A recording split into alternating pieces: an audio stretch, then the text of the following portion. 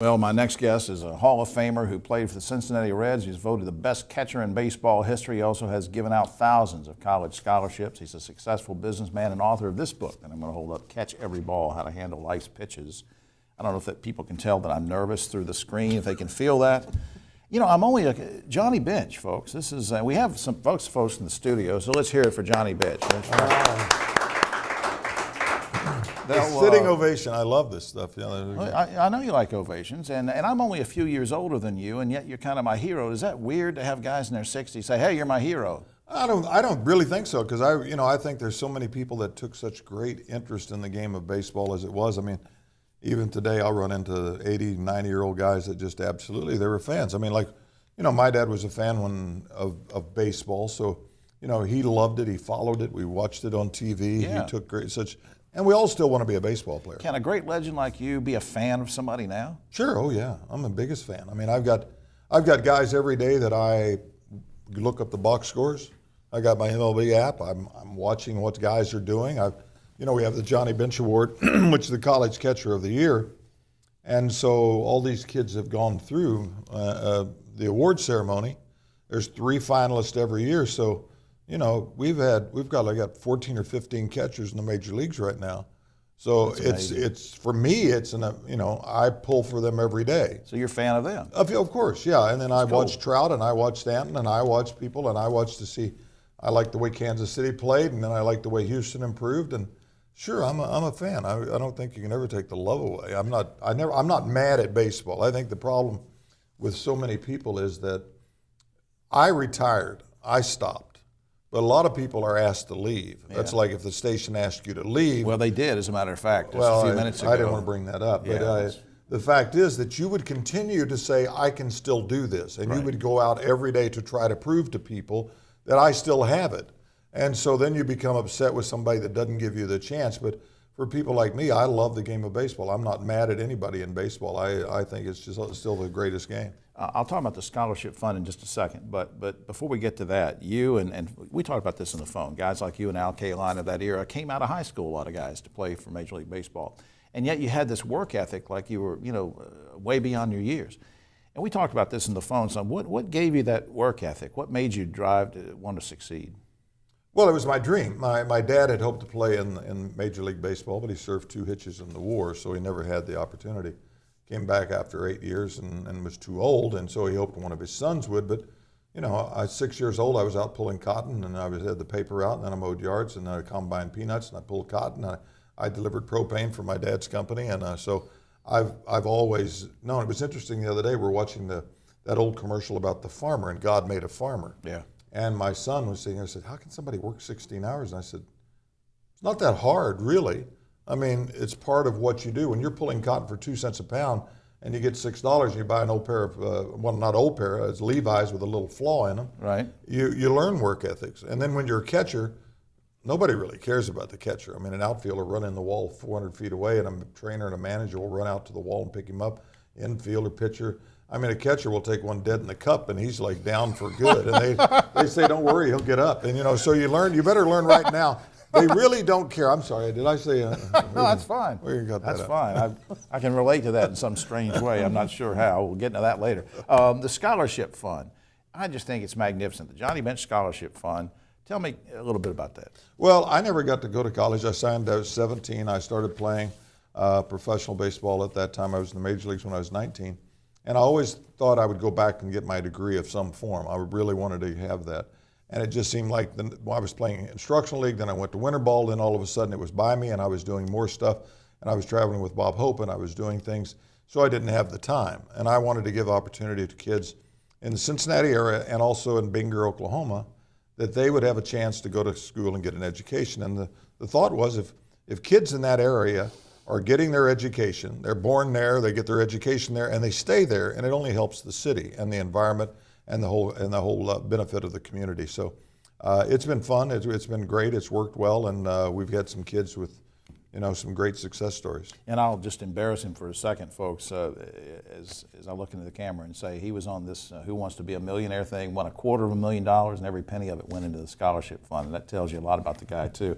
You and your son Bobby started an app Now, like I understand this, I still have a flip phone, so I'm not, don't talk over my head. But you have an app on your phone, Well, which is the most valuable piece of real estate How in do the you? world. Let me just ask you one question about that, because I don't want you to talk over my head too much. This this app firm, how would you? I know you help a lot of schools, for example. How can apps? And you said something to me on the phone about push notifications. So how can that help schools? Well, 90% of all emails are not read. 95% of all push notifications are read. Once you get a beep, you look at it. And here's a notification that something's happening. Well, what we have is schools, we have cities, we have unions, we have any form of business as well. Well, the schools itself, because of the bullying, what's happening in bullying, cyberbullying as well, you can actually report that. You can report that through the app. But more importantly, the school has the right now to tell you about the schedule, the calendar of events. They can report all scores. They can report what's happening within a drama club. The drama club has a new thing. We are doing this. So you're in constant contact and you can geolocate the group of people that you want. So let's just say that we're down in Jupiter, Florida, and the school is using it. They've had 4 different bomb threats in the last month or so because kids don't want to take their test. Right. And that is true. They've got the FBI, they have fake bomb threats. Well, what happens is you're a parent and you have no idea what's going on at the school. It's blocked off and everything else. But I'm at the school. I have control of this. I just type out, we are on lockdown. All kids are safe. Cities can use it within anything you want, parks and recreation. They got change of schedule. They've got a water main break on Main Street. They can tell you to stay off there. It's a great company. I've read a lot about it. And is there a website or something people can go to? Well, we need NEAD, No Ego App Developments, and you can go civic apps, you can go city apps, you can go campus apps, you can go to PB&J, which is our company in Cincinnati, my son and my partner in Cincinnati, PB&J, and it's simple. I mean, actually a company that sponsors the Johnny Bench Award sells on the internet, and they sell baseball equipment. I said, what if you put you had your app, and all of your people that you have, all your top business people and that buyers, I have 500 bats for $175 until 5 o'clock tonight. And at 4 o'clock, you say, all our bats are sold. You've never had to advertise, you've never had to do it. So you get instant feed, but the thing is, when that phone beeps, everybody's looking at it. Let's talk about the book a little bit.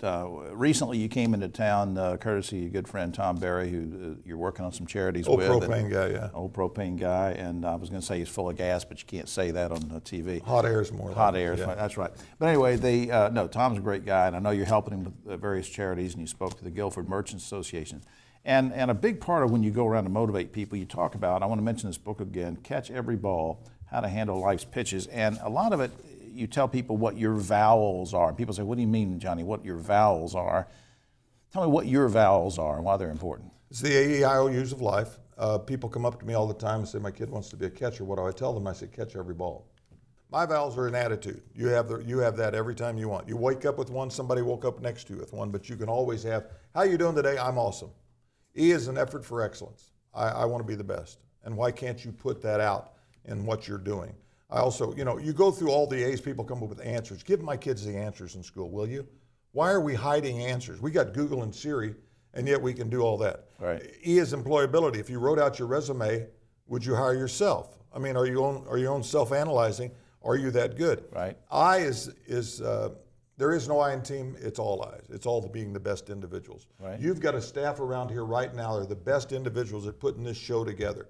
They're going to edit, you got a floor manager, you got camera people, you got somebody controlling everything. You've got the best individuals. If one guy's not doing something back there, then it messes up the whole show. He's not catching the ball. Okay, O is an opportunity. You're given the opportunity, and usually you're only competing against 10% of the people. Opportunity comes dressed in overalls and looks like work. So people are not willing to do that. U is using people. I will use people. I will use you. I will use that person over there because I want knowledge and I want to know how that app works. I want to know somebody. And I will use a person for a computer. I will use a person to help me with electricity. I will use a person for plumbing.